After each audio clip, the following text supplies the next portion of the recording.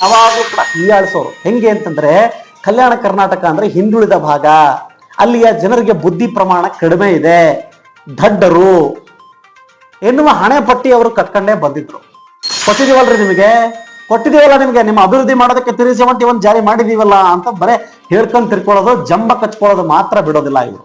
ಕಲ್ಯಾಣ ಕರ್ನಾಟಕ ಭಾಗದಲ್ಲಿರ್ತಕ್ಕಂಥ ರಾಜಕಾರಣಿಗಳು ತಮ್ಮ ಅಭಿವೃದ್ಧಿ ಬಗ್ಗೆ ಅಷ್ಟೇ ಚಿಂತೆ ಮಾಡ್ತಾರೆ. ಯಾಕೆಂತ ಕೇಳಿದ್ರೆ ನೀವು ನೋಡ್ರಿ, ಪ್ರತಿಷ್ಠಿತವಾಗಿ ಉತ್ತರ ಕರ್ನಾಟಕ ಮತ್ತು ಕಲ್ಯಾಣ ಕರ್ನಾಟಕ ಭಾಗದ ರಾಜಕಾರಣಿಗಳಿದ್ದಾರೆ, ತಮ್ಮ ಬ್ಯಾಂಕ್ ಬ್ಯಾಲೆನ್ಸ್ ಅನ್ನ ಮಾತ್ರ ಇಂಪ್ರೂವ್ಮೆಂಟ್ ಮಾಡ್ಕೊಂತಾರೆ. ಅಭಿವೃದ್ಧಿ ಮಾತು ಕೇಳಿದ್ರೆ ಅವ್ರಿಗೆ ಕಿವಿನೇ ಕೇಳಿಸೋದಿಲ್ಲ. ಮುಖ್ಯಮಂತ್ರಿಗಳು ಕೂಡ ನಿಮ್ಮಷ್ಟು ಬ್ಯುಸಿ ಇರಲ್ಲ ಸ್ವಾಮಿ. ಕೆಲವೊಂದು ರಾಜ್ಯಗಳಲ್ಲಿ ಮುಖ್ಯಮಂತ್ರಿಗಳು ಕೆಳಗಡೆ ಜನರನ್ನ, ಸಾರ್ವಜನಿಕರನ್ನ ಕೂಡಿಸಿ ಅವರ ಸಮಸ್ಯೆಯನ್ನ ಆಲಿಸಿ ಬಗೆಹರಿಸ್ತಾ ಇದ್ದಾರೆ. ನೀವೇನ್ ಮಾಡ್ತಾ ಇದ್ದೀರಾ? ಫ್ಲೈಟ್ ಟು ಫ್ಲೈಟ್ ಇದೆ ನಿಮ್ದು, flight to flight. September 17 Kalyana Karnataka ಭಾಗದ ಜನರ ಪಾಲಿಗೆ ಒಂದು ಸುದಿನ. ಅದು ಎಷ್ಟೋ ವರ್ಷಗಳಿಂದ ನಿರಂತರವಾಗಿ ಹೈದರಾಬಾದ್ ನಿಜಾಮರಿಂದ ಸ್ವತಂತ್ರ ಪಡೆದಾದ ನಂತರ ಇದಕ್ಕೆ ಹೈದರಾಬಾದ್ ಕರ್ನಾಟಕ ವಿಮೋಚನಾ ದಿನಾಚರಣೆಯನ್ನ ಆಚರಣೆ ಮಾಡ್ತಾ ಇದ್ವಿ. ಆದ್ರೆ ಈಗ ಅದಕ್ಕೆ ಸ್ವಲ್ಪ ಬದಲಾವಣೆಯನ್ನ ಮಾಡ್ಕೊಂಡು ಕಲ್ಯಾಣ ಕರ್ನಾಟಕ ಉತ್ಸವ ದಿನಾಚರಣೆ ಅಂತ ಮಾಡ್ತಾ ಇದ್ವಿ. ಇನ್ನು ಈ ಭಾಗದ ಅಭಿವೃದ್ಧಿಗೆ ಅಲ್ಲಿರ್ತಕ್ಕಂಥ ಮೇಲೆ ಏನು ಬೆಂಗಳೂರಿನಲ್ಲಿ ಕೂತಿರ್ತಕ್ಕಂಥ ರಾಜಕಾರಣಿಗಳು ಅಥವಾ ದಕ್ಷಿಣ ಭಾಗದಲ್ಲಿ ಕೂತಿರ್ತಕ್ಕಂಥ ಏನು ರಾಜಕಾರಣಿಗಳಿದ್ದಾರೆ, ನಮ್ಮನ್ನ ಯಾವಾಗಲೂ ಕೂಡ ಹೀಯಾಳಿಸೋರು. ಹೆಂಗೆ ಅಂತಂದ್ರೆ ಕಲ್ಯಾಣ ಕರ್ನಾಟಕ ಅಂದ್ರೆ ಹಿಂದುಳಿದ ಭಾಗ, ಅಲ್ಲಿಯ ಜನರಿಗೆ ಬುದ್ಧಿ ಪ್ರಮಾಣ ಕಡಿಮೆ ಇದೆ, ದಡ್ಡರು ಎನ್ನುವ ಹಣೆ ಪಟ್ಟಿ ಅವರು ಕಟ್ಕೊಂಡೇ ಬಂದಿದ್ರು. ಆ ಒಂದು ಕಾರಣಕ್ಕಾಗಿ ಈ 371J ಅನ್ನ ಜಾರಿಗೊಳಿಸಲಾಗುತ್ತೆ. ಏನೋ ಕಲ್ಯಾಣ ಕರ್ನಾಟಕ ಭಾಗ ಅಭಿವೃದ್ಧಿ ಮಾಡಬೇಕು, ಈ ಭಾಗದ ಜನರ ಜೀವನ ಮಟ್ಟವನ್ನ ಸುಧಾರಿಸಬೇಕು ಅನ್ನೋ ಕಾರಣಕ್ಕಾಗಿ 371J ಯನ್ನ ಜಾರಿಗೊಳಿಸ್ತಾರೆ. ಆದ್ರೆ ಇಂಪಾರ್ಟೆಂಟ್ ಏನಪ್ಪಾ ಅಂತ ಕೇಳಿದ್ರೆ, ಇಲ್ಲಿಯವರೆಗೂ ಆ 371J ಸಮರ್ಪಕವಾಗಿ ಜಾರಿಯಾಗಿಲ್ಲ ಎನ್ನುವ ಚರ್ಚೆಗಳು ಕೂಡ ಆಗ್ತವೆ. ಯಾಕೆ ಅಂತ ಕೇಳಿದ್ರೆ, ಹಲವು ಸರ್ಕಾರಿ ನೌಕರಿಗಳಲ್ಲಿ ಎಷ್ಟು ಪ್ರಮಾಣದಲ್ಲಿ ಈ ಭಾಗದ ಜನರಿಗೆ ಅವಕಾಶಗಳು ಸಿಗಬೇಕು, ಅದನ್ನ ಪರಿಪೂರ್ಣವಾಗಿ ಹೇಗೆ ಜಾರಿಗೊಳಿಸಬೇಕು ಅನ್ನೋದು ಇಲ್ಲಿಯವರೆಗೂ ರಾಜ್ಯ ಸರ್ಕಾರದ ಆಡಳಿತದಲ್ಲಿರ್ತಕ್ಕಂಥ ರಾಜಕಾರಣಿಗಳಾಗಿರ್ಬೋದು, ವಿರೋಧ ಪಕ್ಷದಲ್ಲಿರ್ತಕ್ಕಂಥವ್ರಾಗಿರ್ಬೋದು, ಅಥವಾ ಕೇಂದ್ರ ಸರ್ಕಾರದಲ್ಲಿರ್ತಕ್ಕಂಥವ್ರಾಗಿರ್ಬೋದು, ಯಾವುದೇ ರೀತಿ ಚಿಂತನೆ ಮಾಡಿಲ್ಲ. ಸುಮ್ಮನೆ 371 ಜಾರಿ ಮಾಡಿದೀವಿ, ಕೊಟ್ಟಿದೀವಲ್ಲ ನಿಮಗೆ ನಿಮ್ಮ ಅಭಿವೃದ್ಧಿ ಮಾಡೋದಕ್ಕೆ 371 ಜಾರಿ ಮಾಡಿದೀವಲ್ಲ ಅಂತ ಬರೇ ಹೇಳ್ಕೊಂಡು ತಿರ್ಕೊಳ್ಳೋದು, ಜಂಬ ಕಚ್ಕೊಳ್ಳೋದು ಮಾತ್ರ ಬಿಡೋದಿಲ್ಲ ಇವರು. ಇಷ್ಟೆಲ್ಲ ಆದರೂ ಕೂಡ ಇದಕ್ಕೆ ಪ್ರಮುಖ ಕಾರಣಗಳನ್ನು ಹುಡುಕ್ತಾ ಹೋಗ್ಬೇಕಾಗತ್ತೆ.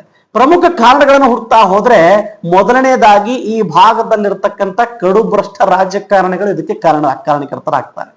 ಯಾಕೆ ಅಂತ ಕೇಳಿದ್ರೆ, ಅವ್ರು ಯಾವಾಗ್ಲೂ ಕೂಡ ತಮ್ಮ ಅಭಿವೃದ್ಧಿ ಬಗ್ಗೆ ಚಿಂತನೆ ಮಾಡ್ತಾರೆ. ಈ ಕಲ್ಯಾಣ ಕರ್ನಾಟಕ ಭಾಗದಲ್ಲಿರ್ತಕ್ಕಂಥ ರಾಜಕಾರಣಿಗಳು ತಮ್ಮ ಅಭಿವೃದ್ಧಿ ಬಗ್ಗೆ ಅಷ್ಟೇ ಚಿಂತೆ ಮಾಡ್ತಾರೆ.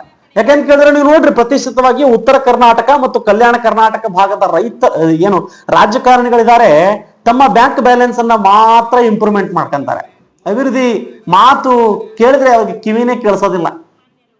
ಪ್ರತಿಶತವಾಗಿರ್ತಕ್ಕಂಥ ರಾಜಕಾರಣಿಗಳ ಹಣೆ ಬರ ಇದು. ನೀವು ಕೆಲವು ವರ್ಷಗಳ ಹಿಂದೆ ಇರತಕ್ಕಂಥ ರಾಜಕಾರಣಿಗಳ ಪರಿಸ್ಥಿತಿ ಈಗಿಲ್ಲ.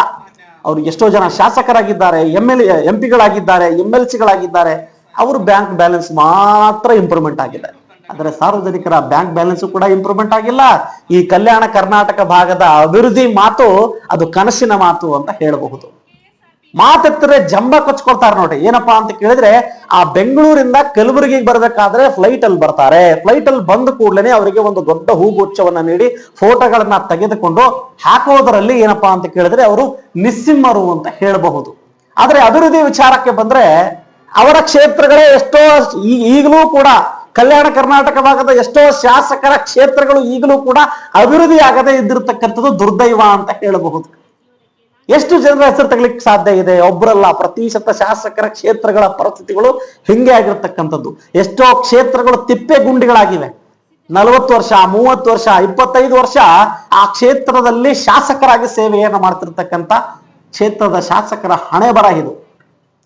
ಇನ್ನು ಮುಖ್ಯಮಂತ್ರಿಗಳು ಪ್ರತಿ ವರ್ಷ ಏನಪ್ಪಾ ಅಂತ ಕೇಳಿದ್ರೆ, ಯಾವ ಸರ್ಕಾರ ಇರುತ್ತೆ ಆ ಸರ್ಕಾರದ ಮುಖ್ಯಮಂತ್ರಿ ಬರ್ತಾರೆ, 106 ಕೋಟಿ ರೂಪಾಯಿ ಬೊಕ್ಕಸದಲ್ಲಿ ಖರ್ಚನ್ನ ಮಾಡಿ ಇಲ್ಲಿ ಬಂದು ನಮ್ಮ ಜನರಿಗೆ, ಕಲ್ಯಾಣ ಕರ್ನಾಟಕ ಭಾಗದ ಜನರಿಗೆ ಚಳ್ಳೆ ಹಣ್ಣನ್ನ ತಿನ್ನಿಸ್ತಾರೆ. ಹೇಗೆ ಅಂತಂದ್ರೆ, ಕೈ ಮಾಡೋದು, ಏನು ಸ್ಟಾರ್ ಇರೋ ತರ ಇವರು ರಾಜಕಾರಣಿಗಳು ಕೈಯನ್ನ ಮಾಡಿ ಟಾಟಾ ಬಾಯಿ ಮಾಡ್ತಾ ಮತ್ತೆ ರಿಪೀಟ್ ಫ್ಲೈಟ್ ಅಲ್ಲಿ ಕೂತ್ಕೊಂಡು ಬೆಂಗಳೂರಿಗೆ ಪ್ರಯಾಣವನ್ನು ಬೆಳೆಸ್ತಾರೆ. ನಿನ್ನೆ ಮುಖ್ಯಮಂತ್ರಿಗಳು ಬಂದಿರತಕ್ಕಂಥ ಸಂದರ್ಭದಲ್ಲಿ ಆಗಿದ್ದು ಇದೆ. ಬಂದ್ರು, ಉದ್ಘಾಟನೆ ಮಾಡಿದ್ರು, ದಿನಾಚರಣೆ ಆಚರಣೆ ಮಾಡಿದ್ರು, ಎಲ್ಲೋ ಒಂದೆರಡು ಕಡೆ ಹೋಗಿ ಬೆಳೆ ಸಮೀಕ್ಷೆಯನ್ನ ಮಾಡಿದ್ರಂತೆ. ಒಂದ್ ಕಡೆ ಎರಡು ಕಡೆ ಹೋದ್ರೆ ಸಮೀಕ್ಷೆ ಆಗತ್ತೇನ್ರಿ? ಇಡೀ ಕಲ್ಯಾಣ ಕರ್ನಾಟಕ ಭಾಗದಲ್ಲಿ ಸುದ್ದಿರ್ತಕ್ಕಂಥ ಭಾರಿ ಮಳೆಗೆ ಇಡೀ ರೈತ ಕುಲ ಕಂಗಾಲ ಹೋಗಿದೆ. ಸಮೀಕ್ಷೆ ಮಾಡೋ ರೀತಿನ ಇದು?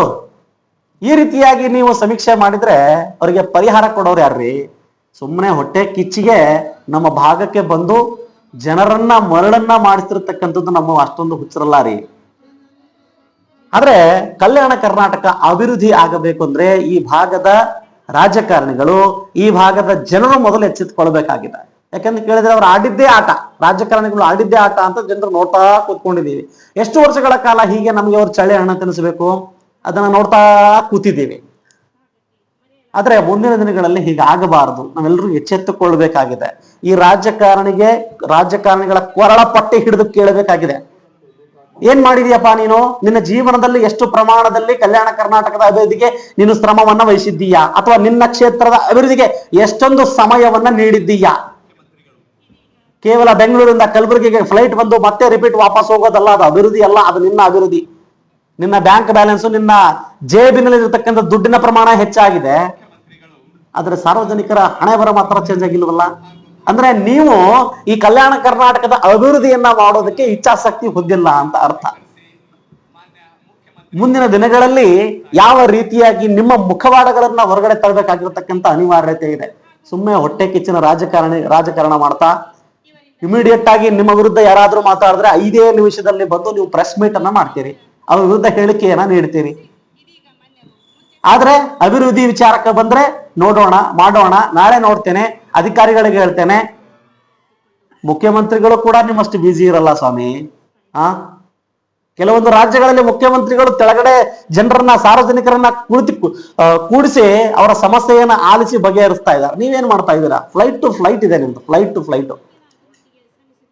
ಕೆಲಸ ಮಾತ್ರ ಶೂನ್ಯ. ಮುಂದಿನ ದಿನಗಳಲ್ಲಿ ನಿಮ್ಮ ಕ್ಷೇತ್ರದ ಅಭಿವೃದ್ಧಿ ಎಷ್ಟು ಪ್ರಮಾಣದಲ್ಲಿ ಮಾಡಿದ್ದೀರಿ? ಪ್ರತಿಯೊಂದು ಕ್ಷೇತ್ರದ, ಅದು ಕಾಂಗ್ರೆಸ್, ಬಿಜೆಪಿ, JDS ಎಲ್ಲಾ ಕ್ಷೇತ್ರದ ರಾಜಕಾರಣಿಗಳ ಹಣೆ ಬರವನ್ನ ತೆರೆದಿರ್ತಕ್ಕಂಥ ಕೆಲಸ ಕಲ್ಯಾಣ ಕರ್ನಾಟಕ ಸುದ್ದಿವಾಹಿನಿ ಖಂಡಿತವಾಗ್ಲೂ ಮಾಡುತ್ತೆ. ಎಚ್ಚೆತ್ತುಕೊಳ್ಳಿ. ಇಲ್ಲ ಅಂದ್ರೆ ನಿಮ್ಮ ಕ್ಷೇತ್ರದ ಹಣೆ ಬರವನ್ನ ಸಾರ್ವಜನಿಕರ ಮುಂದೆ ಇಟ್ಟು ನೀವು ಎಷ್ಟೊಂದು ಅಭಿವೃದ್ಧಿಶೀಲರಾಗಿದ್ದೀರಿ ಅನ್ನೋದನ್ನ ತೋರಿಸೋದಕ್ಕೆ ಹಿಂದೆ ಮುಂದೆ ನೋಡುವುದಿಲ್ಲ ಅಂತ ಹೇಳ್ತಾರೆ. ಈಗಲಾದರೂ ಎಚ್ಚೆತ್ತುಕೊಂಡು ಕಲ್ಯಾಣ ಕರ್ನಾಟಕ ಭಾಗದ ಸಾರ್ವಜನಿಕರ ಅಭಿವೃದ್ಧಿಗೆ ಸಹಕರಿಸುತ್ತಾರಾ ಅಂತ ನನ್ನ ನೇರವಾಗಿರ್ತಕ್ಕಂಥ ಪ್ರಶ್ನೆ. ಮತ್ತೆ ಭೇಟಿಯಾಗ್ತಾನೆ. ನಮಸ್ಕಾರ.